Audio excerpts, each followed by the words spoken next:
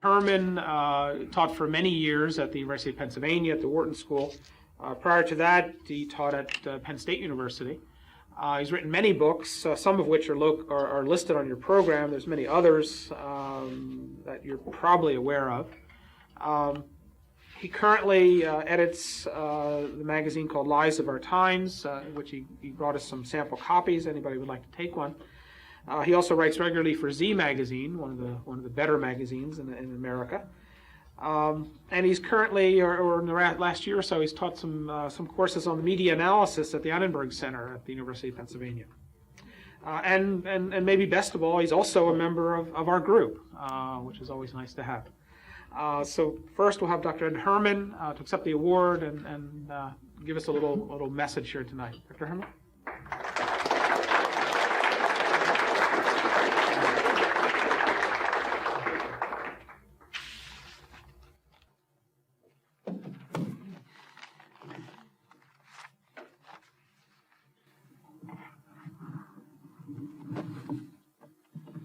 I'm a tall guy. I need this loose.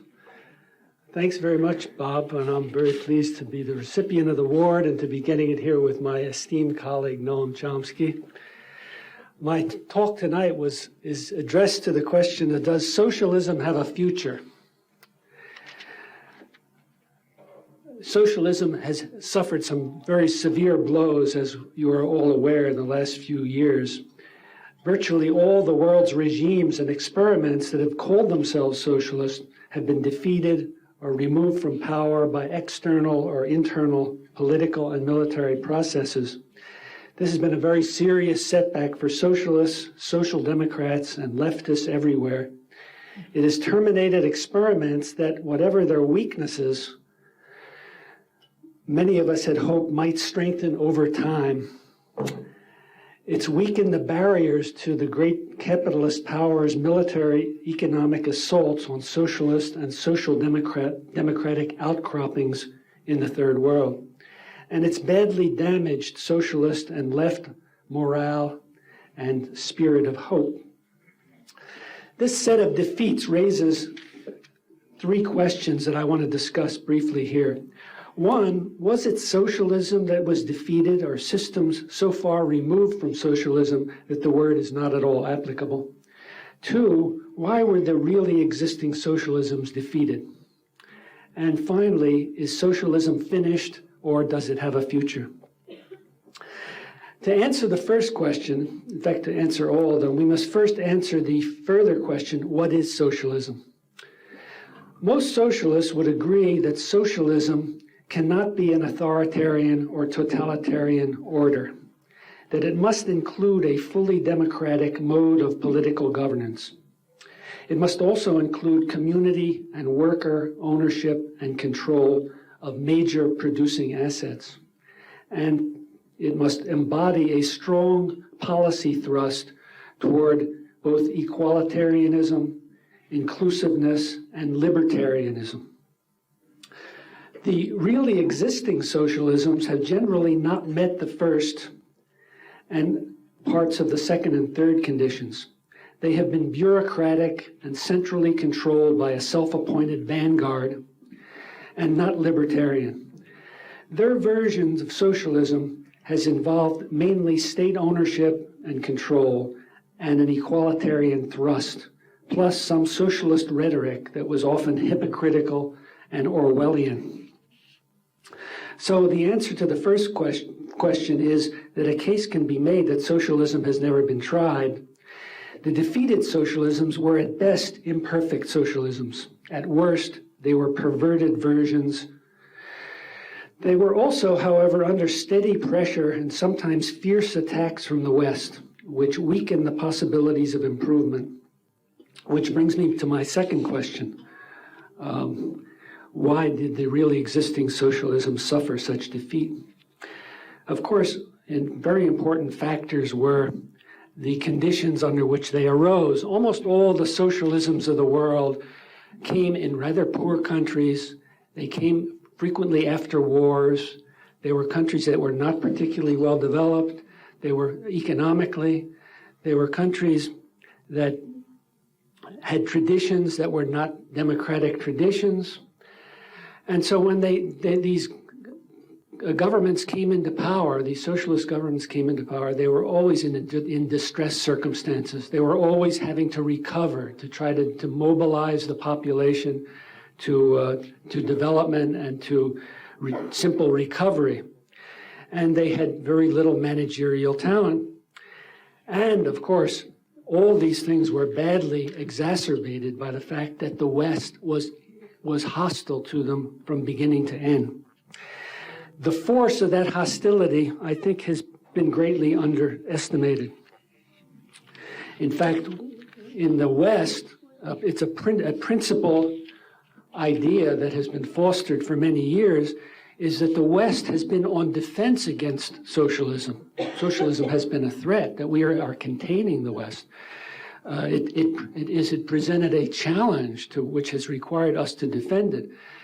In fact, Professor Chomsky, in his book, Deterring Democracy, has a very nice chapter on the Cold War, where he has an excellent discussion of the literature in which it is established that the Soviets, by coming into existence, challenged us. They presented a new idea, they had a potential threat, and therefore many intellectuals and officials have argued that caused us to have to defend ourselves. So everything we did against them, including invading them immediately upon their arrival, was strictly defense. By definition, we were only on the defense. That is straight out of George Orwell. And in fact, the case I am making right at the moment is that the socialist world has been under unremitting attack at all levels. It was under unremitting military and terroristic attack from the beginning.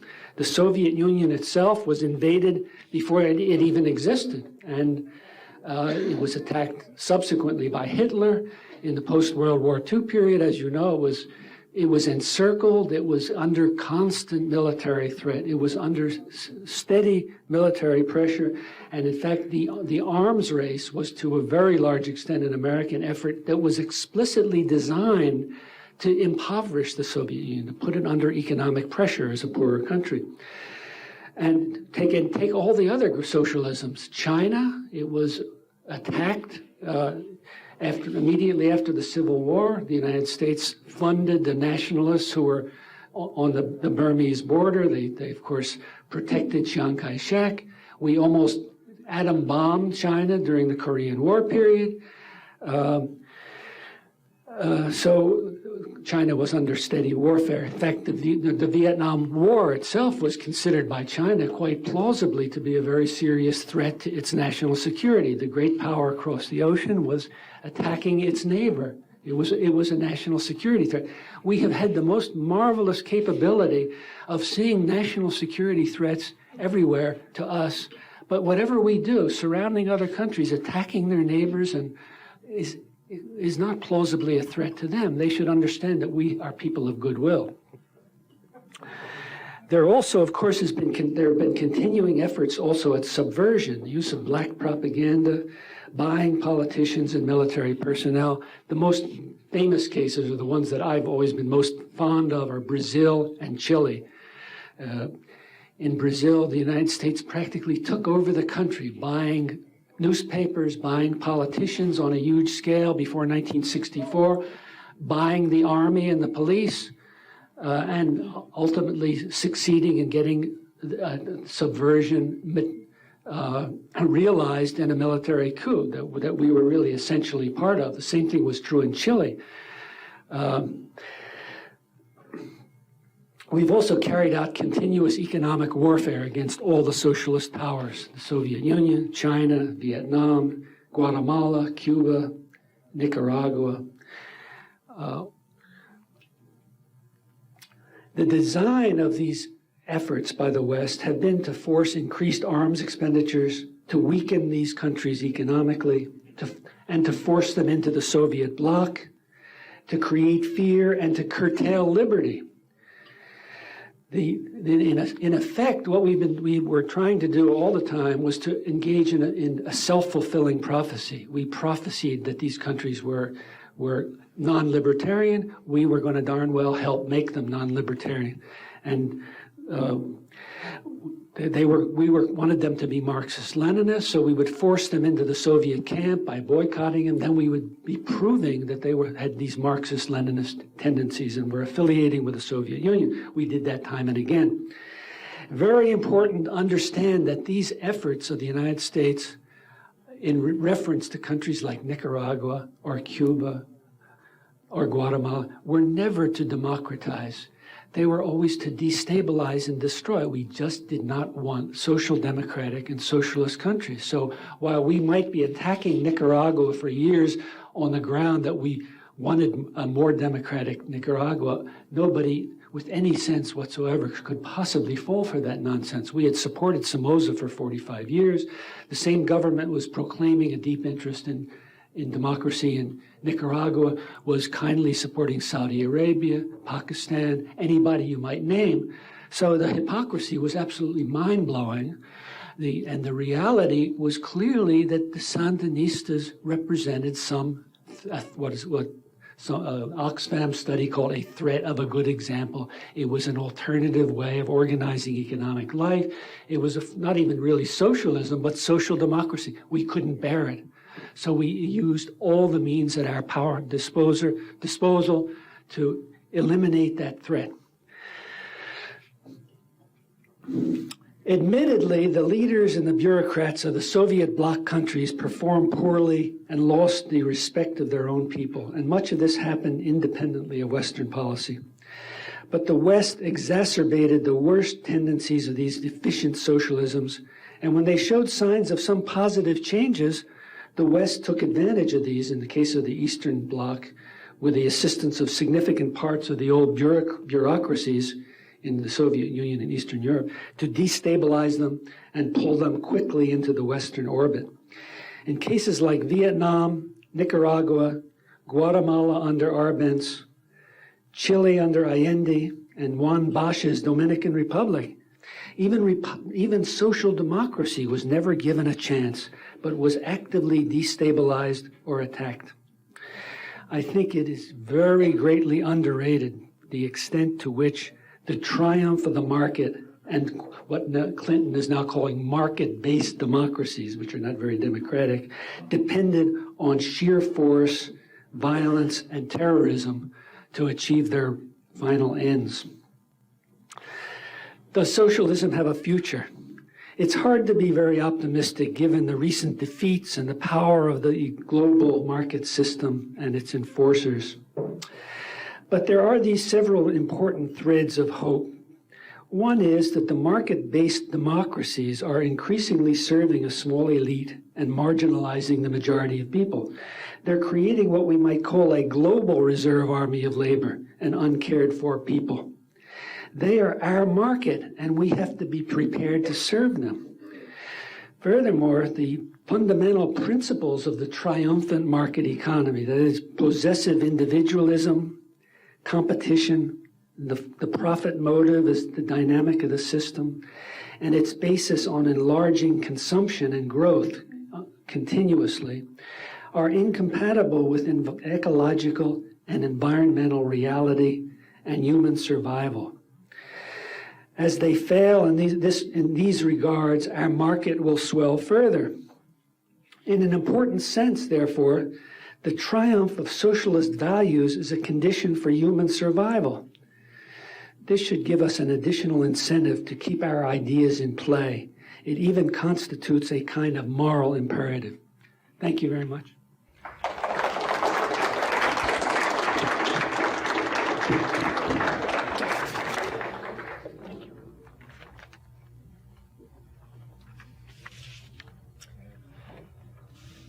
Our next speaker, like our first recipient, as I forgot to mention, is a native of Philadelphia.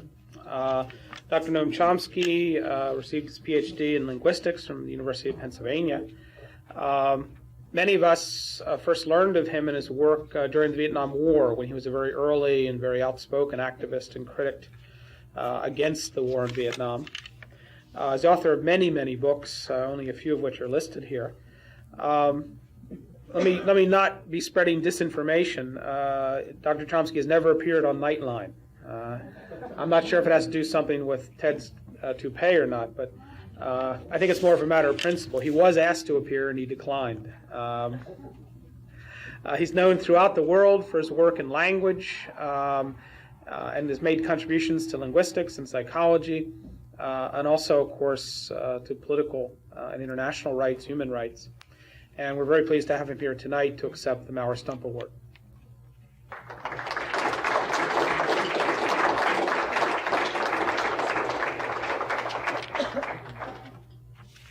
Thank you very much. It's a real honor. I guess I should explain to you why is this okay? Yeah. Why I wasn't on Nightline. I actually was asked once. There was a study done by Fair, was it? Yeah, Fair did a study on Nightline, asking it just a long analysis of who had been on and who hadn't been on, with the results that you can imagine. And that day, I got a call from the producer of Nightline saying, could I be on the next day? And I said, well, I'm going to be out in Wyoming next day. I can't make it. They said, don't worry, we'll send a team out to Wyoming to interview out there. And I said, no, not under these conditions. I mean, I know what you're up to. You know what you're up to. They also asked me one other time, and this tells you what all of these guys are really about. They asked me, it was right after the fall of the Berlin Wall, and they wanted me to be on. It was perfectly obvious setup. I knew exactly what was coming. And I said, no, I'm not going to be on. And a little later, I got a call from my friend Alex Cockburn, who you all know. And he said he'd just been asked to be on Nightline, what I think. And I said, you're crazy if you go on. And I told him what I think they're going to do. And he said, oh, well, he would go anyway. And he went, and I don't know if you saw that. He actually wrote an article about it afterwards. They had him sitting there in a room, and part of the deal in Nightline is you can't see Ted Koppel. He can only see you. That's supposed to give him a psychological advantage or something like that. So he was sitting there in whatever room he's in, and they showed a picture of the Berlin Wall falling and, people cheering and so on and so forth. And then they went over to him and they said, well, Mr. Cockburn, what do you have to say about that? And he said, well, wait a minute, tried to get a sentence in. You're allowed about 2 sentences. And after his 2 sentences, they said, thank you, Mr. Cockburn. And then they went over to the, head of the Communist Party or something like that. That's Nightline.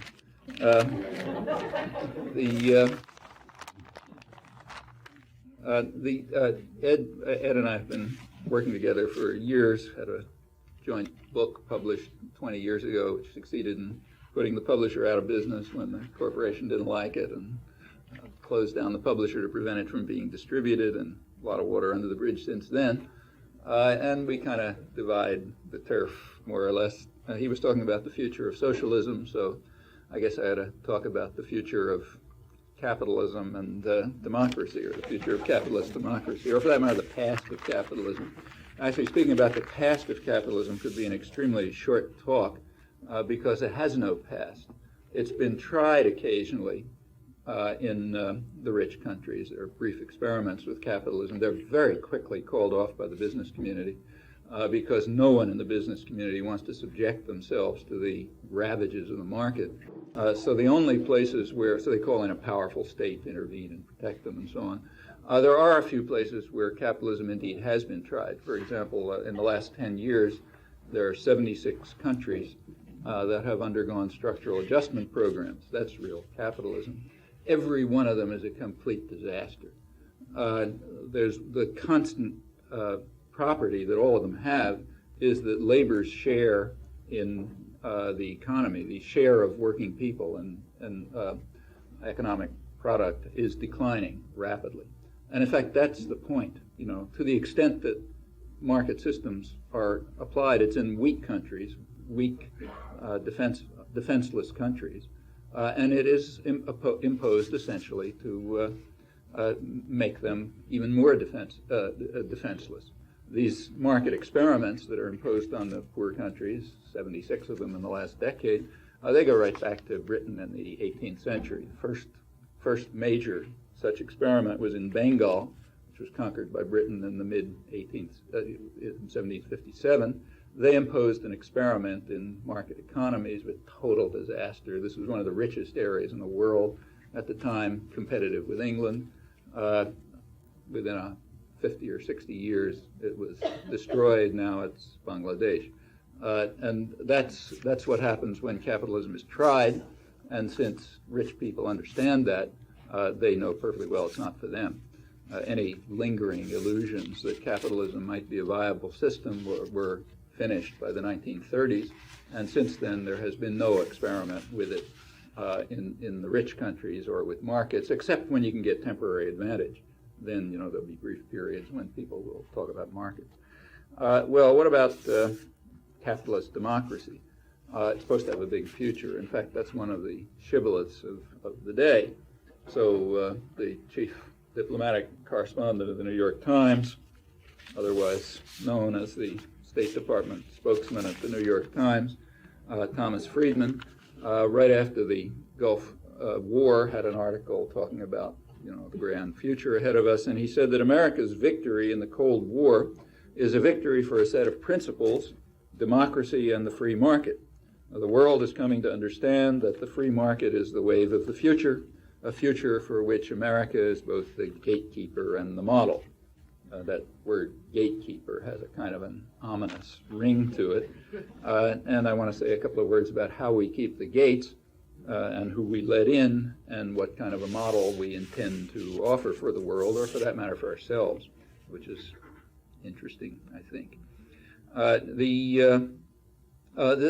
This has moved from front pages of the New York Times to national policy in the last couple of days.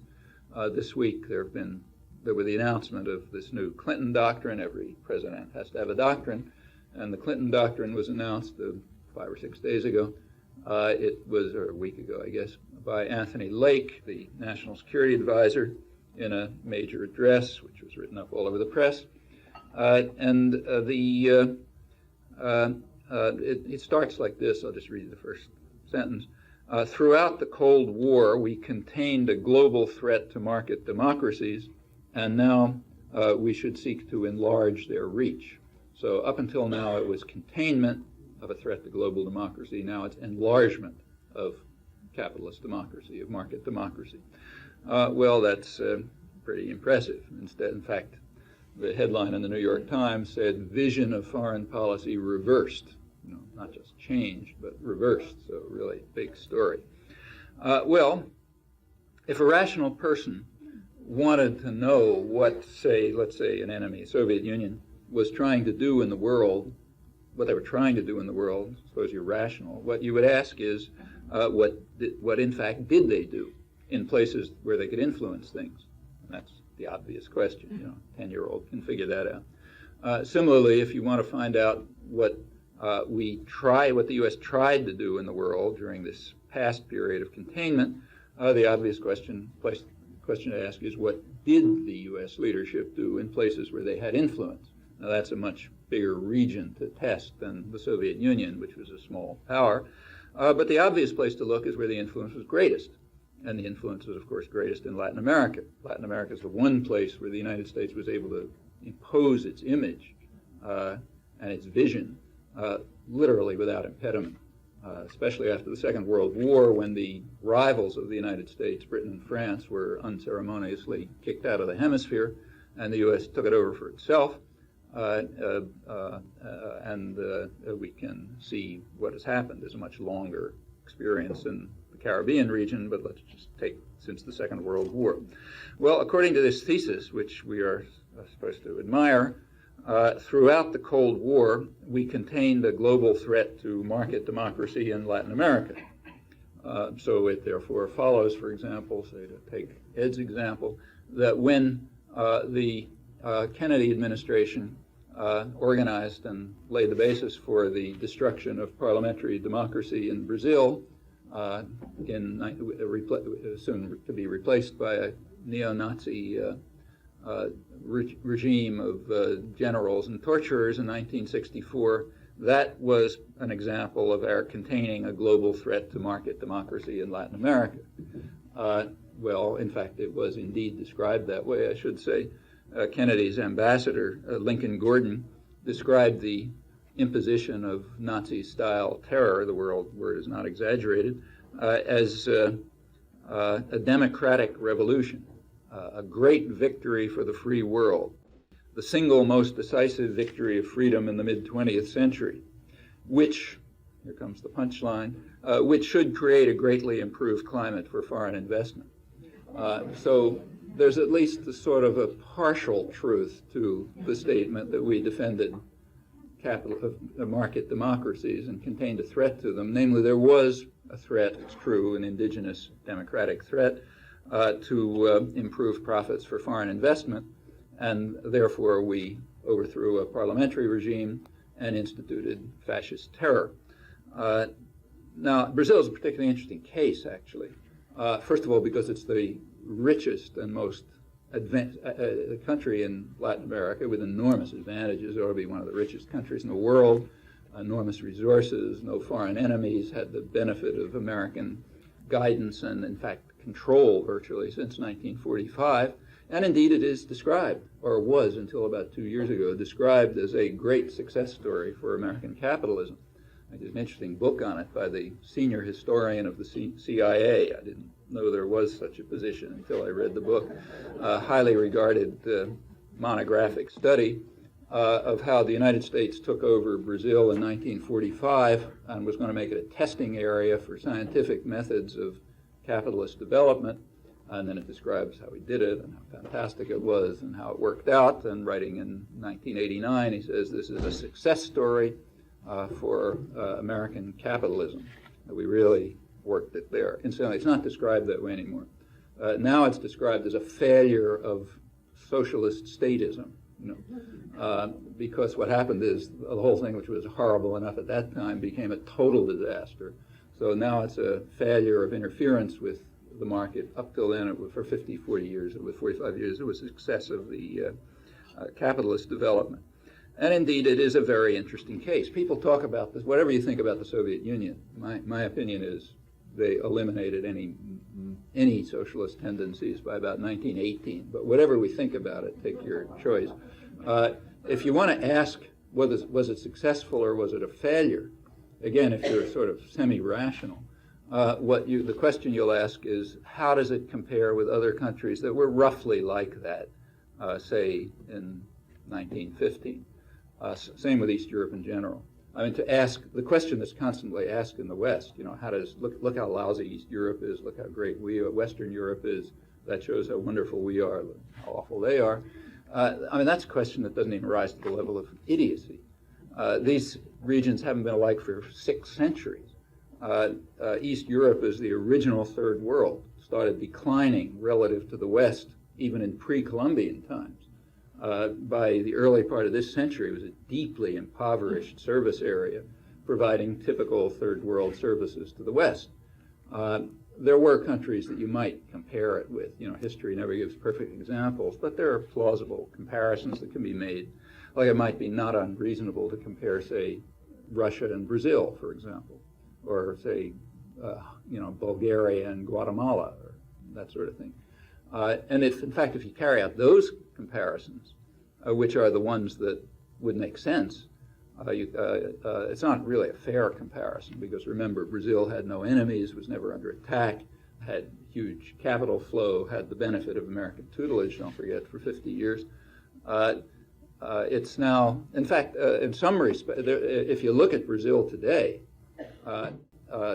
or Guatemala, or for that matter, for the Philippines or any of the other countries you might want to compare with Eastern Europe, what you find is it's about the same everywhere.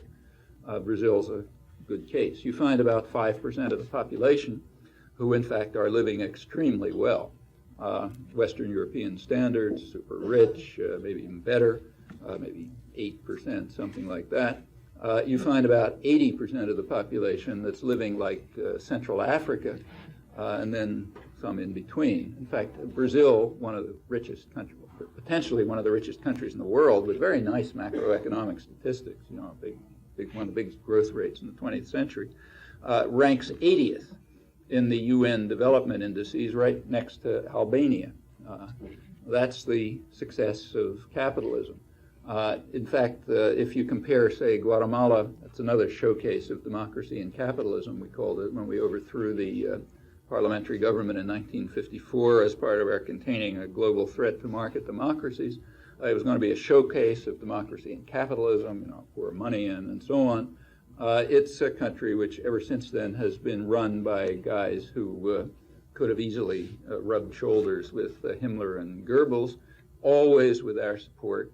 If you compare it with, say, Bulgaria or Hungary or whatever, or you compare, say, Brazil with Russia, what you find is that for maybe 5 or 10% of the population, the countries that we regard as showcases, for them, they would regard Eastern Europe as awful.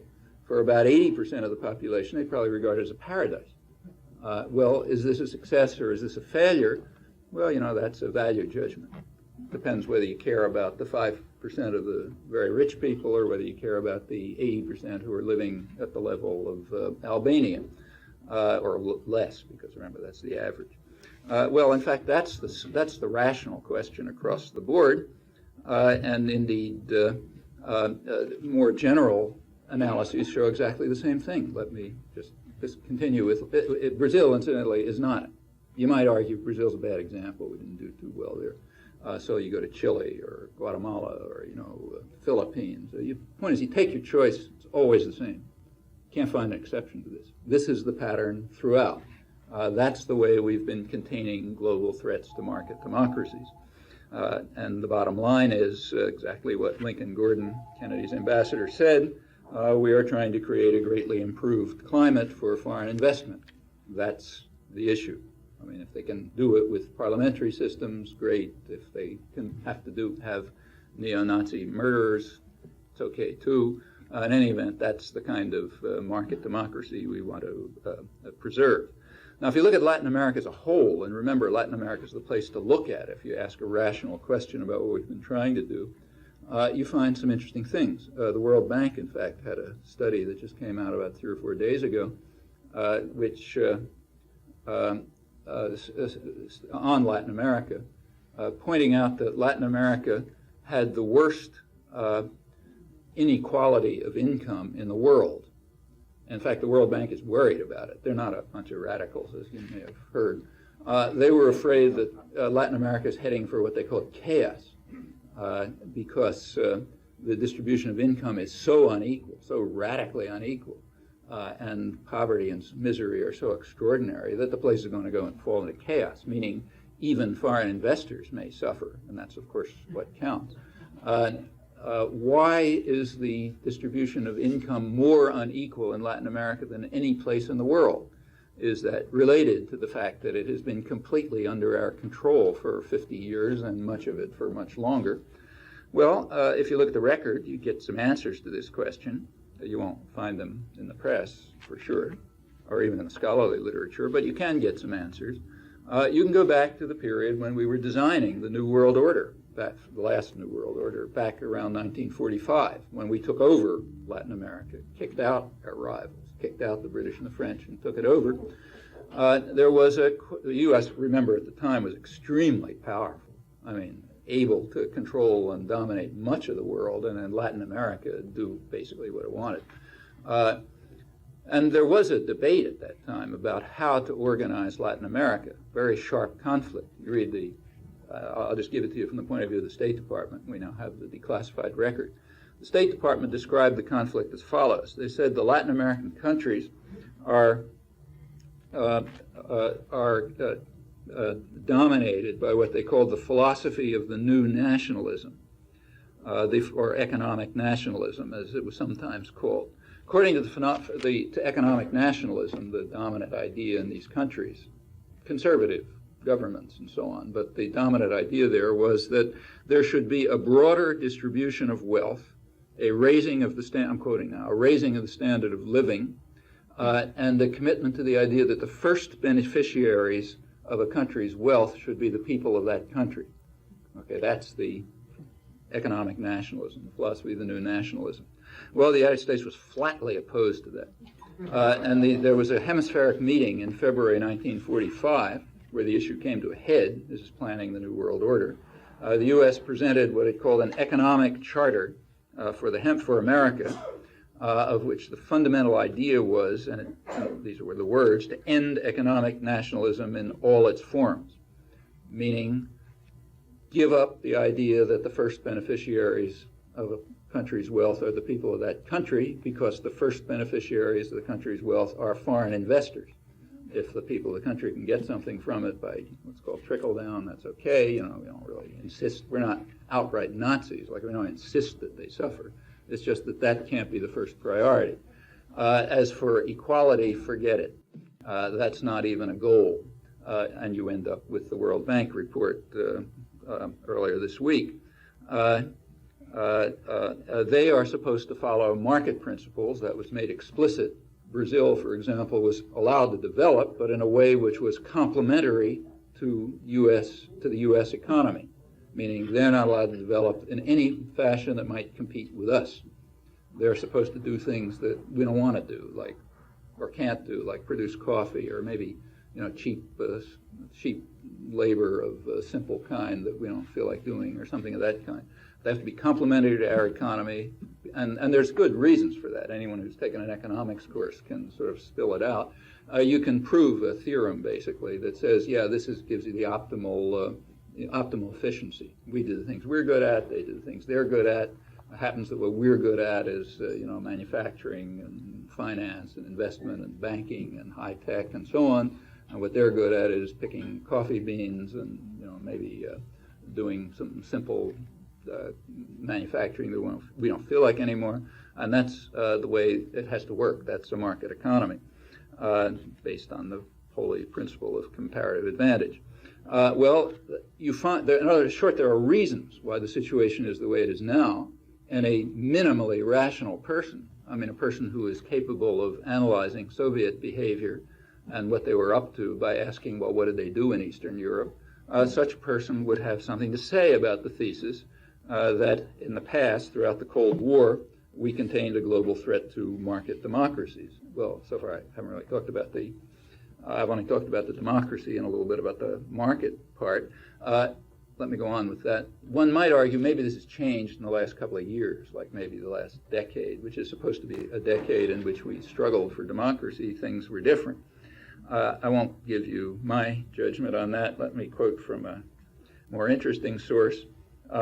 One of the people who's done the best, most intensive historical work on this last decade is an interesting person, actually. He's Thomas Carothers, who's a Reaganite State Department official who was in charge of involved in Latin American affairs, and has recently written both a book and several articles looking at our attitude toward democracy in Latin America in the 1980s, the period when he was in the State Department. And they're good and careful articles and well-reviewed and so on and so forth. And indeed, he finds a correlation between U.S. influence and democracy in this decade. Correlation is negative. That is, where U.S. influence was least, democracy did best. So in the southern cone of Latin America, where U.S. influence was least, there was some progress in democracy, which the Reagan administration was strongly opposed to, incidentally, though finally they kind of accommodated to it. In places where our influence was greatest, the achievements of democracy, actually the decline of democracy was the greatest. Well, that's his conclusion, and he goes on to make a more crucial point, I think, not just the correlation. He says that the U.S. did try to support democracy, and here's the way it did it. I'll quote him. The U.S. adopted pro-democracy policies as a means of relieving pressure for more radical change, but inevitably sought only limited top-down forms of democratic change that did not risk upsetting the traditional structure of power with which the United States has always been allied. Okay? So in other words, democracy is fine as long as it comes out the way we demand, which means that rich sectors allied to Western investors are running the show, and everybody else is out of the game. If democracy can lead to that result, it's fine. If democracy doesn't lead to that result, we destroy it because we have an outcome in mind, and the outcome has to be achieved. Well, that's an accurate description, not just for the last 10 years, but for a long time. And that's the sense in which we have been supporting containing threats to market democracies. Incidentally, what about the threat? So, like, was there a communist threat in Latin America? So, say, take Brazil in 1945. When we took it over, there was a lot of talk about a communist threat, but as the senior historian of the CIA points out, U.S. intelligence could not find any evidence of any Russian interest in Brazil. Even if they had been able to get in somehow, which is unimaginable, they weren't trying. And so the story continues. The only place where the Russians were ever in Latin America is when we virtually invited them in. So if we decided to attack and destroy a country, like, say, democratic capitalist Guatemala in 1954, they did quite often turn to somebody for help under our attack. And the place they were going to get help was the Russians. And then, the Russians became a threat. They were interfering with our attempt to overthrow a government. Same way we were a threat to the Russians when we supported the resistance in Afghanistan when Russia invaded it. And I suppose some equivalent of Thomas Friedman and Anthony Lake and so on in communist Russia would in fact have said that we were a threat to them because we were defending targets of their attack. Well, that's foreign communists. What about indigenous communists? Were they a threat? Here an interesting question arises, general question. Well, suppose they were, if we're interested in democracy, what follows from that? However, we need not ask that question because there's a preliminary one, and that is, what's a communist? Well, here the internal U.S. record is quite illuminating. If you look at the declassified secret record of discussion where they talk about this, it sort of tells you the answer, and it tells you that there were plenty of communists. So, for example, Eisenhower and Dulles, back in the 1950s, were deploring the successes of communists all over the place, and Eisenhower was particularly concerned about, these are all quotes, about the fact that they can appeal directly to the masses. And Dulles says, yeah, they have an ability to get control of mass movement, something we have no capacity to duplicate. The poor people are the ones they appeal to, and they have always wanted to plunder the rich. So that's the communists, these guys who appeal to the poor, who have always tried to plunder the rich, the big problem in world history, and we can't duplicate it somehow. We are finding it very hard to sell our idea that the rich should plunder the poor. Some kind of, for some reason which we don't understand, they always seem to beat us in this game. Some public relations problem we haven't yet overcome. Well, from this point of view, there's plenty of communists around. So, for example, if a priest is organizing a Bible study group in El Salvador in the 1970s, which is becoming a self-help group or something, he's helping the poor plunder the rich, taking what's rightfully ours and our clients there, and therefore he's a communist, and therefore we send in the death squads. And in that sense, it's quite true that we have been containing a global threat to market democracy, where you remember that market democracy means a climate, a favorable climate for investors. That's market democracy.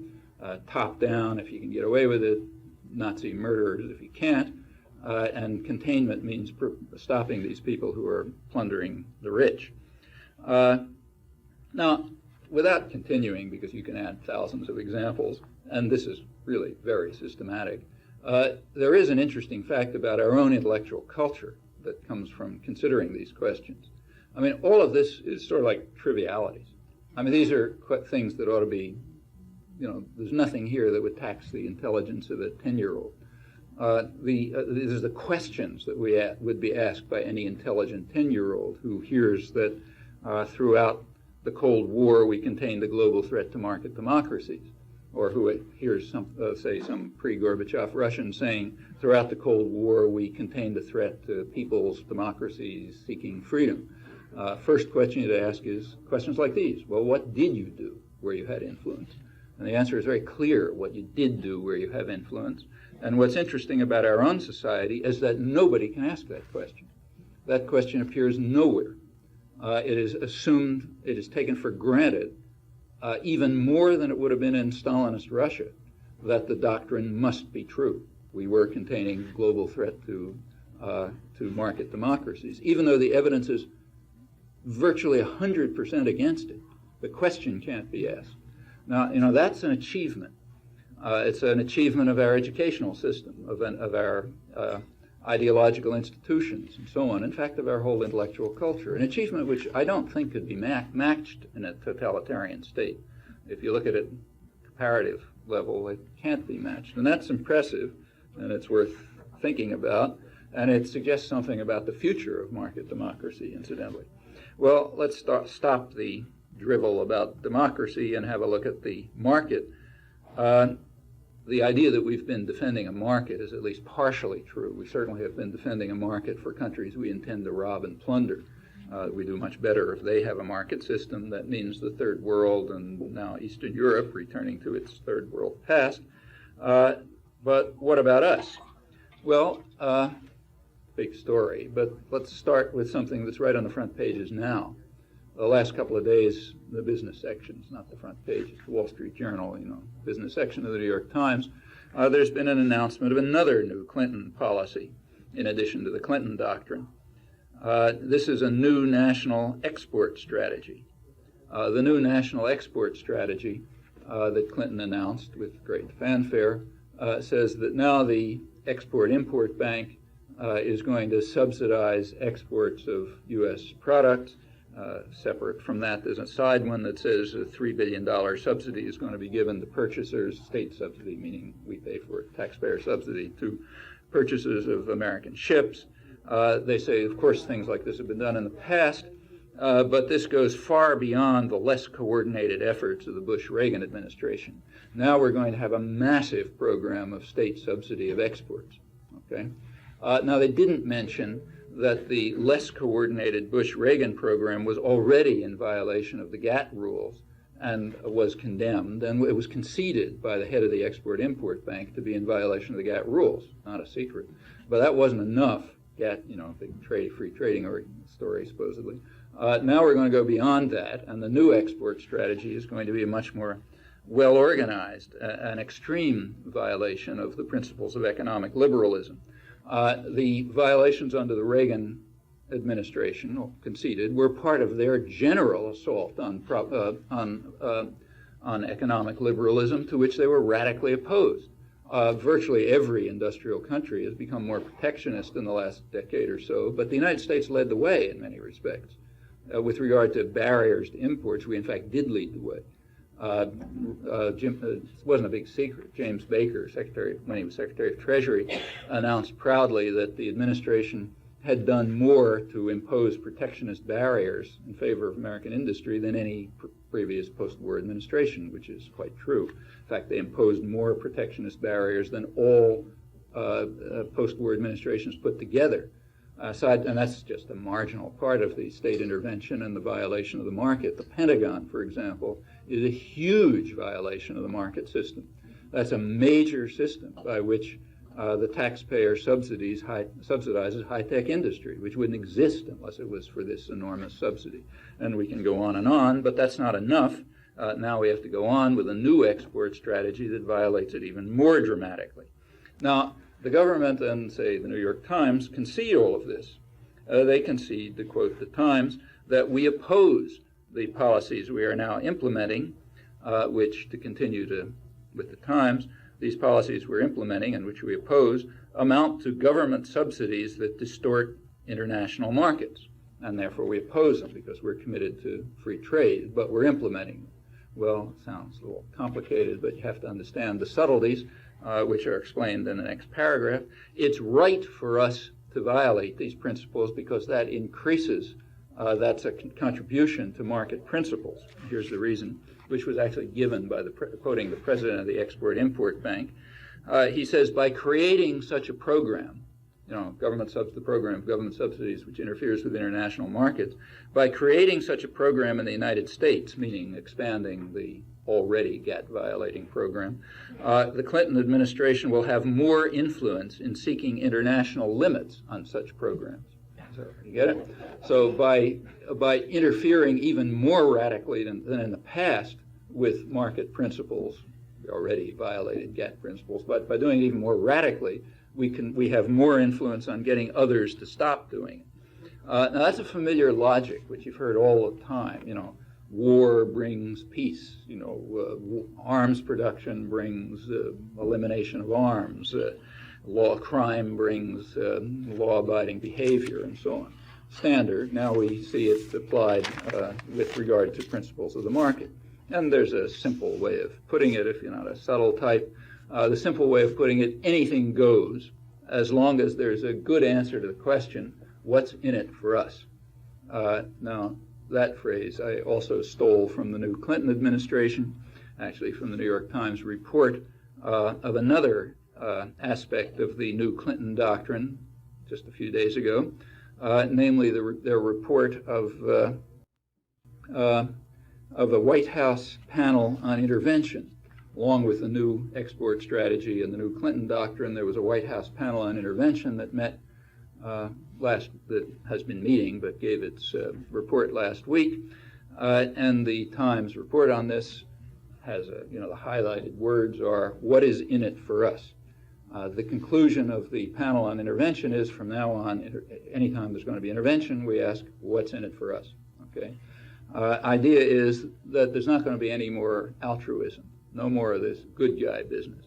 In other words, we're going to, the kind of altruism that we demonstrated when we turned large areas of the world into graveyards and deserts in Central America and Southeast Asia and so on, that's over. None of that nice stuff. From now on, we just ask what's in it for us. Just as with the new export strategy, where the Secretary of Treasury, Lloyd Bentsen, nice Kennedy liberal, said when it was announced, I'm tired of these level playing fields. From now on, we're going to tilt the playing field towards us. So no more nice guy. I should continue with the report on the Lake Doctrine, which I only gave part of, U.S. Vision of Foreign Policy Reversed. Here's its essence, as described in the New York Times, Thomas Friedman. With the Soviet nuclear threat gone, where and how we intervene abroad is a matter of choice. In other words, as long as the Soviet threat was around, there was a deterrent. We had to be careful where we intervene. Now we're going to intervene anywhere we feel like. That's the essence of the new doctrine. We will do it in answer to the question, what's in it for us? And with regard to interventions in the market, no more fiddling around. We always violated those principles, but now we're going to tilt the playing field even more in our direction. There is actually a technical name for all of this. It's called the politics of meaning, those of you who follow this stuff. Well, actually, there's nothing new in any of this except greater freedom to do what we've always done in the past, namely radically interfere with market principles and destroy democracy, except for top-down forms that leave the guys who do our business in charge. I mean, that's history. That's the way it works. That's what we've been doing for a long time. In fact, since the origins of the American Republic. We're now much more able to do it than in the past. With the Soviet deterrent gone, according to the new Clinton doctrine, we can now do it anywhere. In the last 50 years, we've been able to do it globally, at being a huge power. Earlier, you could only do it around the Caribbean and so on, or on our own, what became our own territory when we exterminated the native population. Now it can be global. That's the new doctrine with these principles. Let's say another word about our attitude toward markets, which is also where we also get kind instruction from places like the New York Times. As you all know, there's a big fuss about NAFTA. And the Times, the corporate press in general, is virtually 100% in favor of what's called a North American Free Trade Agreement. I should say I can't use the words because the only thing that's a North American Free Trade Agreement about the agreement that's proposed is that in fact it applies to North America. It's not free, it doesn't have to do with trade, and it certainly isn't an agreement. Most of the populations of the three countries are against it. But what they call a North American Free Trade Agreement, they want to ram through. This time I'll talk about it. And they know there's a lot of popular objection to it, in fact, overwhelming. So the Times kindly presented us ignorant peons with a primer the other day, front page primer, with, I think, 300 economists endorsing it, explaining to the stupid masses why it's important to have free trade. Let me stress, this is not what the agreement is about, but let's pretend it is for a moment. Why is it important to have free trade? Well, they explained it to us. Free trade, as they pointed out, their economics correspondent, Sylvia Nasser, wrote the article with 300 economists behind her, all the big shots, guys whose books you read in college and so on, who pointed out that for 250 years it has been understood that free trade leads to a more efficient employment of productive forces. And who but a lunatic could oppose that?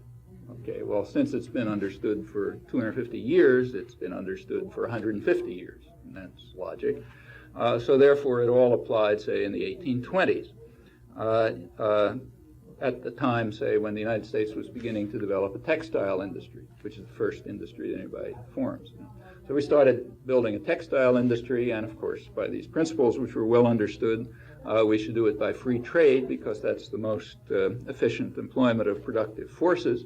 And indeed, it would have been a possibility. I mean, economic historians have looked back at that, say if we had accepted free trade, it would have bankrupted 50% of New England industry instantly, and most of the rest a little down the road. The reason was that British exports were much more efficient. British production at that time was much more efficient. Their comparative advantage, principle of comparative advantage, would have them produce the textiles, not us. But very high protectionist barriers were raised to allow American industry to take off, to begin. That, incidentally, vastly understates the point. King cotton, the source of the Industrial Revolution, was based on cotton production in the South, which involved a number of other rather radical interventions with the free market. One of them, the massacre of the indigenous population, which made the lands available, and second, slavery. That's what helped set off the Industrial Revolution in England, and of course here. And that's the way we got started. Textile industry has spin-offs, like, you have to produce things for the textile industry, so you get a little bit of manufacturing and so on, and we gradually got a manufacturing industry. So the story continues without a break.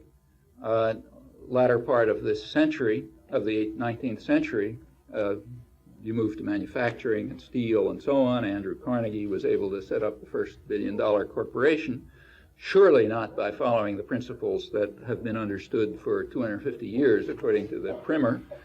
In fact, it was done again behind high protectionist walls to keep out much cheaper British steel, and with ample use of state force, notably in Pennsylvania, where the state militia was called in, the National Guard was called in to smash up and destroy workers and unions, to knock down the cost of labor, so that behind the protectionist barriers it was possible to become a big philanthropist. Andrew Carnegie, who's full of philanthropy ever since. Without running through the details, everything else is the same. In the post-war period, the reason we have high technology, computers, electronics, the aeronautical industry, huge industry, all of the things that flow off it, lasers, pharmaceuticals. I mean, take your choice. Every single one of them was developed and maintained with radical interference with market principles through public subsidy funneled through the Pentagon or in some other fashion, and state-guaranteed markets, and ample use of state power to force markets open elsewhere, to conquer, to destroy, to block people, to overcome barriers like the philosophy of the new nationalism and so on. That is one of the invariant, it's one of the most obvious histories of economic, lessons of economic history. It doesn't just apply to the United States, it applies universally, from England up till South Korea and Taiwan. If there's an exception to it, I haven't been able to find it, and no economic historian has been able to propose it. In the last decade, as I mentioned, the rich countries became even more protectionist for all kinds of reasons, which there's no time to go into, the Reaganites often leading the pack.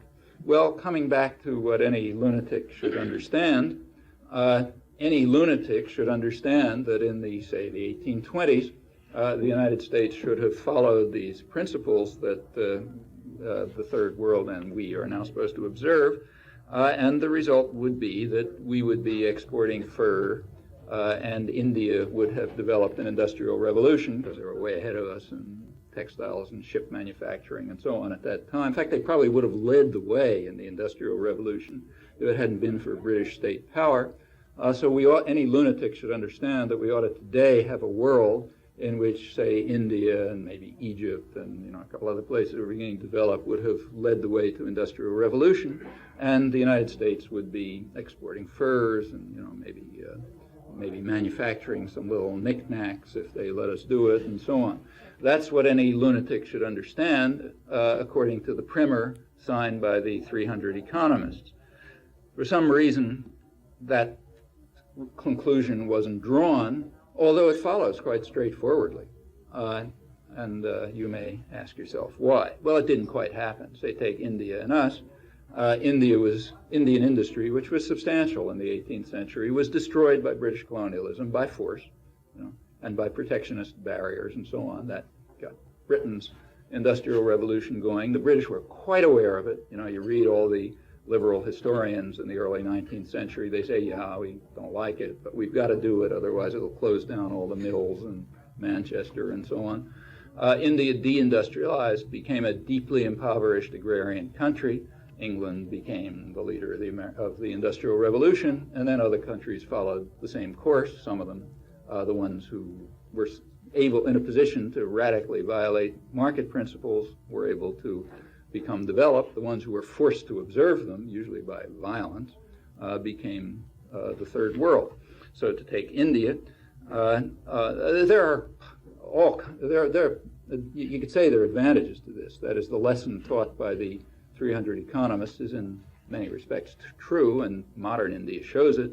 The last 7 out of 10 diamonds cut in the world are cut in India.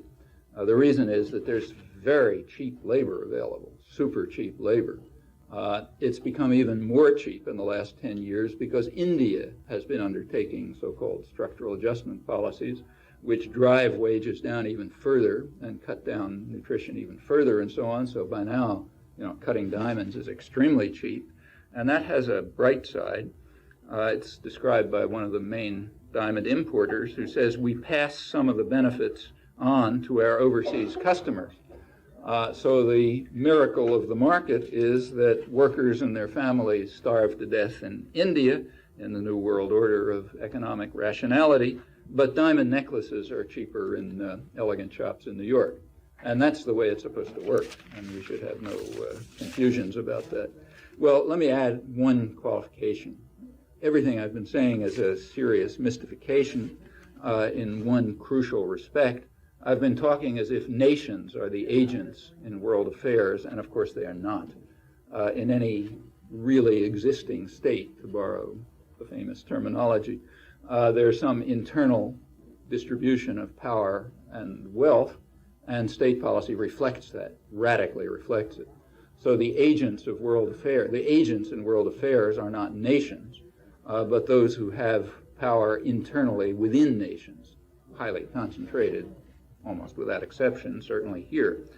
And policy, of course, reflects their interests. Now, this, I'm essentially paraphrasing very closely a famous Marxist revolutionary, Adam Smith, who pointed out 200 years ago that although the policies carried out by the British had grievous impacts on the colonies and were very harmful to the people of England, they were very beneficial to the principal architects of policies in his day, the merchants and financiers. And his point was, if you want to understand anything, you carry out what later came to be called class analysis.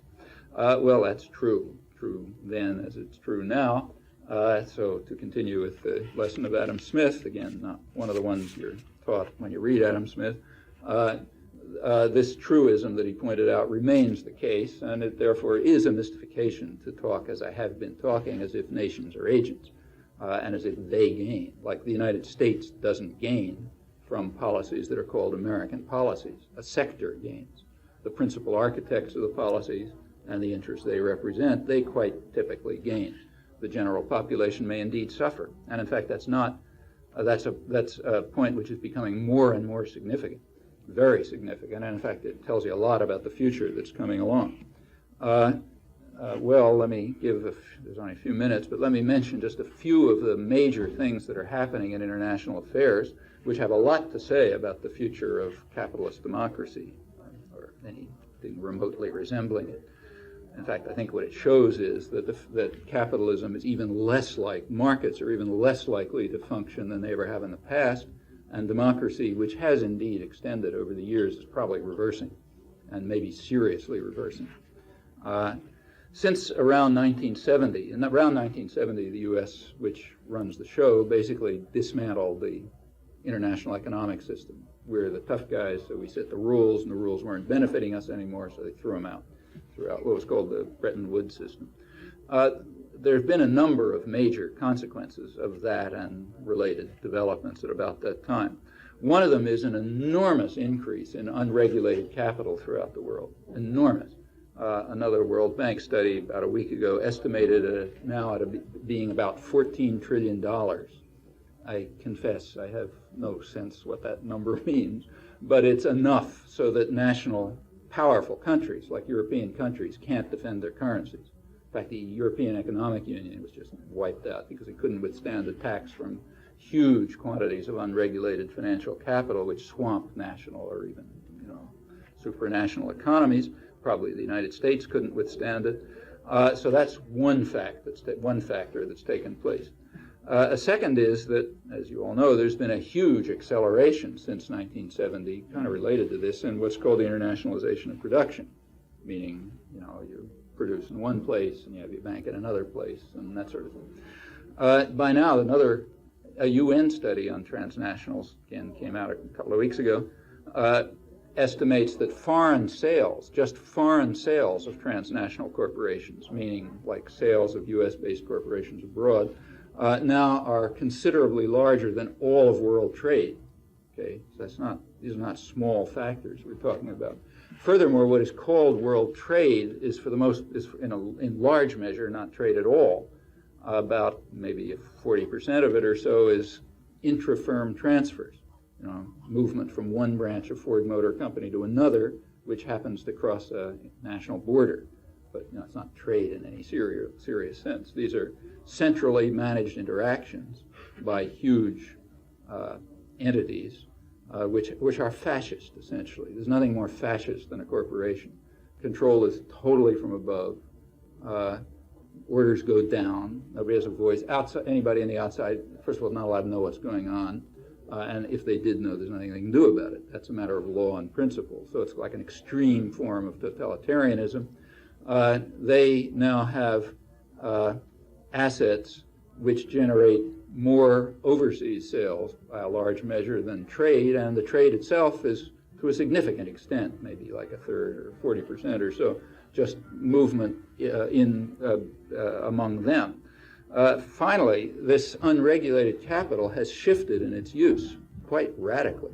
One of the leading international experts on finance, Cambridge University economist John Eatwell, estimated recently that around 1970, when this whole story began, sort of changed its course. It was going on for a long time, but when it really changed its course, he estimates that about 90% of foreign exchange transactions were devoted to essentially things that are more or less productive, like long-term investment and trade and so on. That's 90% around 1970, 10% speculation.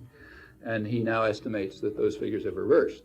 It's something like 10% long-term investment and trade and about 90% speculation, which becomes a lot easier now because with modern telecommunications and so on, you can shift capital, in 2 seconds from one place to another, which is more than the economies of big national states. Well, all of these things have been going on for some 20 years for all kinds of reasons, one of them being the breakdown of the Bretton Woods system by Nixon and several others, and they've had consequences. One consequence is a sharp decline in economic growth all over the world, which is not too surprising if capital is being used for speculation and not for production. And that's happened all over the developed world. A second consequence is that national economic policy is becoming difficult, if not impossible, simply because of the force of unregulated capital and its mass and the size of the transnational corporations and their operations. A third is, and this comes back to Adam Smith's point and why it's so much more relevant today, a third consequence is that the third world model is coming back to the rich countries. A consequence of all of this, in particular, for not subtle reasons, if American corporations can produce if they can shift their production to high repression, low wage areas, that means that the people who used to produce here aren't going to get jobs, or will have to work at the same level, and that means that gradually, not so gradually, in fact, we pick up the third world model. As production becomes internationalized and finance becomes internationalized, as is happening very radically, the third world model comes home. The third world model is Brazil, sharply two-tiered society with a small sector of very wealthy and a huge number of superfluous people. Well, we're a much richer country than Brazil, so it's not going to be like 5% and 80% and some in between, but different proportions. But the model is very clear, and you can see it. You don't have to look at statistics to see it. You take a walk in any city, and it strikes you in the face. There is now, American cities have a definite third world character, so do rural areas. And that's increasing. If you look at the numbers and the statistics, you can see it there, but as I say, it's obvious to anybody with their eyes open. And the reasons are obvious. A large part of the domestic population is now superfluous, just as it's superfluous in the third world. That is, it plays no role in advancing the sole human value. And the sole human value is profit to investors, profit to the rich. Anything else is non-existent. That's the principle. And much of the population is now becoming superfluous with regard to that value, just as it is in the third world, which is why a rich country like Brazil looks like Albania. They're superfluous for production because you can get cheaper and more repressed workers elsewhere. And it's possible that they're becoming superfluous for consumption. I mean, I think that, jury's out on this one, but back in the days of a national economy, say Henry Ford, who pioneered this, understood that you had to pay a sort of a living wage if you wanted to sell Ford cars. It's not so obvious that that's true anymore, because production in a less national economy, that's less true.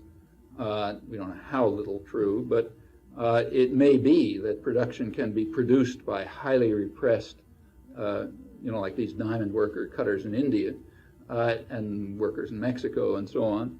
And the production can be for the international wealthy. It's becoming an international third world, remember, with two-tiered societies, big sectors of relatively wealthy in the rich countries, tiny sectors in the poor countries, but the split internationally is now becoming much more important, and hence this Adam Smith observation more important. That's very possibly the case. And it's noticed in the business press. So the Wall Street Journal the other day about a week ago, had a front page story, which was very enthusiastic. It described an event of, as they called it, transcendent importance, not small. The event of transcendent importance was that wages in the United States were now lower than anywhere else in the industrial world, except for England, where Margaret Thatcher had done even better than Ronald Reagan in smashing up the poor and so on and so forth. But they said it's still above South Korea and Taiwan, but we're improving. Pretty soon, wages here will be even lower for reasons of the kind I've described, and that's of transcendent importance. Now, and of course, it brings about the third world model. The end of the Cold War has accelerated this. It's a crucial fact about it. The Cold War was basically an effort to drive this former part of the third world back where it belongs, and now it's back there. So the economies have been in free fall ever since 1989, and they're roughly back to where they were pre-World War I relative to the West. And that offers new weapons against working people in the West, and that is very well understood. If you read, again, the business press, they're full of it and very enthusiastic. So GM, for example, let me go another 2 minutes and I'll shut up. GM is closing down about 24 plants in the United States. They're already the largest employer in Mexico, where they're taking advantage of what's called the Mexican economic miracle, meaning the driving down of wages by about 60% in the last decade to turn it even more into a radically two-tiered third world society than it was before. That offers lots of advantages, but they're also recognizing that they may be able to do as well or even better in Eastern Europe. So they opened last year, GM, a big plant in East Germany where the Financial Times, which is, the biggest and best international business journal, had a big upbeat front page story on how this huge $700 million GM plant, very high tech, where they can get workers for 40% of the wages of the pampered West European workers. Okay, but that's not good enough, because if you go over the border to Poland, you can get workers for 10% of the wages of the pampered West European workers, and they have another article later, very enthusiastic about this, called Green Shoots in Communism's Ruins. Okay, so in other words, everything isn't bad over there. Some green shoots. The green shoots are that as the capitalist economic reforms are imposed, and remember, the third world does have capitalism. They're going to get it down their throats, As the capitalist reforms are imposed, they say, the pauperization of the working class and the massive degree of unemployment are, plus the fact that the government is extremely harsh, and attacks labor organizers and so on, that has created a situation where you have 10% the wages of the pampered Western European workers. So there are green shoots over there. Business Week adds its little version. They say Western workers have to understand that the West is going to have to abandon the luxurious social programs by which the pampered West European workers and American workers have been, allowed to live these, to plunder the rich, in Dulles' words. That's over.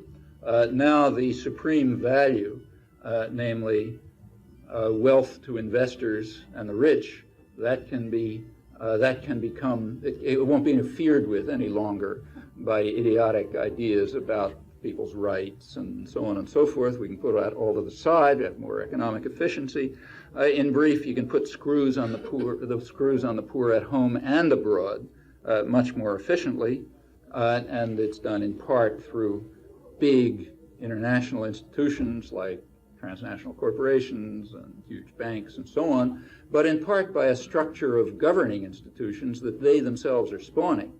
I mean, the structure, you look over history, the structure of governing institutions coalesces around actual power. So the last couple of centuries, you get national states coalescing around domestic economic power. Well, economic power is a lot more international, so you're getting international institutions. And again, the financial press is quite aware of it. The Financial Times describes what they call the de facto world government that's developing in what they call this new era of imperialism. And they're very happy about it, of course. The de facto world government includes new governing institutions like GATT and the IMF and the World Bank and G7, the rich 7 countries, meaning the executives of the rich 7 countries. That's where NAFTA fits in. This array of institutions this de facto world government has a lot of advantages. One big advantage is completely secret. You cannot know what's going on inside the World Bank, I mean, even if you are willing to spend your life on it and put out the effort, you can't find much. And surely for most of the population, you haven't the foggiest idea what's going on. Certainly you can't find out what's going in a transnational corporation. I mean, that's in principle. They're protected from that kind of knowledge or action. So what you're getting is kind of a very major step forward in a long-term goal of destroying democratic institutions. Democratic institutions have always been regarded as a pain in the neck ever since the first English democratic revolution. The problem has always been, how do you control the rabble? They seem to be getting rights.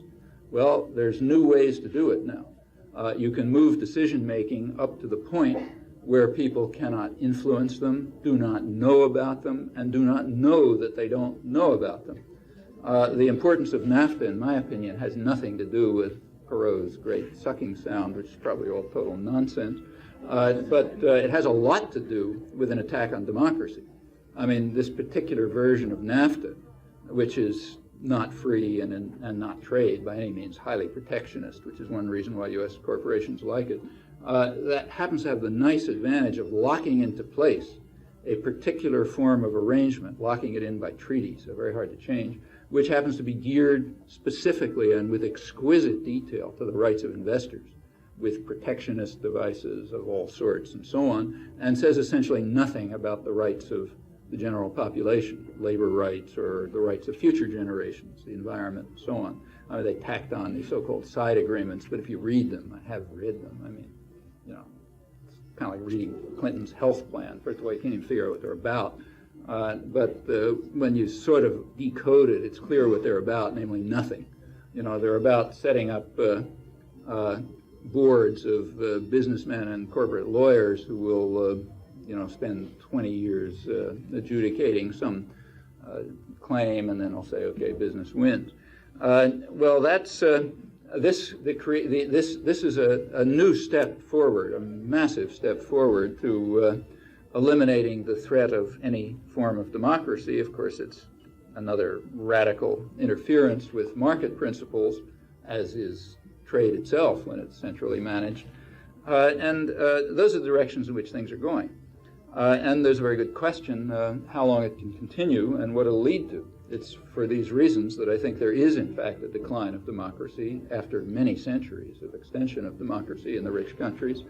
And the market, which has always been rather marginal for the rich, is much less of a factor than it ever was. And there are new ways to attack it and to protect the rich from market discipline while imposing it on the poor. That's another part of the two-tiered society. Well, how far can it go?